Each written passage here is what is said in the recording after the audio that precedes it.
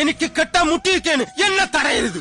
ഇവിടെ ഇപ്പൊ നടക്കുന്നത് ഇവന്റെ രജിസ്റ്റർ മാരേജ് ഒന്നും അല്ല, ഇവന്റെ കാതുകുത്താനായിട്ടുള്ള കൺസെന്റ് പേപ്പർ ഒപ്പിടുവാണ് ആള്. നാട്ടിലൊന്നും ഞാൻ ഇങ്ങനെ കാതുകുത്താനായിട്ടുള്ള കൺസെന്റ് പേപ്പർ ഒന്നും കണ്ടിട്ടില്ല. അപ്പൊ ഷിബിക്ക് കാത് കുത്താനും അരുണിന് ഓൾറെഡി ഉണ്ടായിരുന്ന കമ്മലൊന്ന് ചേഞ്ച് ചെയ്യാനും വേണ്ടിയിട്ടാണ് ഇന്ന് ഞങ്ങൾ ഇറങ്ങിയത്. അപ്പൊ ഞങ്ങൾ അവിടെ ഒന്ന് രണ്ട് കമ്മൽ നോക്കിക്കൊണ്ടിരുന്നപ്പോ തന്നെ ആള് കാതുകുത്തി ഇറങ്ങി. എല്ലാം പെട്ടെന്നായിരുന്നു. അവനൊരു ചെറിയ മൊട്ട് പോലത്തെ സ്റ്റഡാണ് കുത്തിയത്.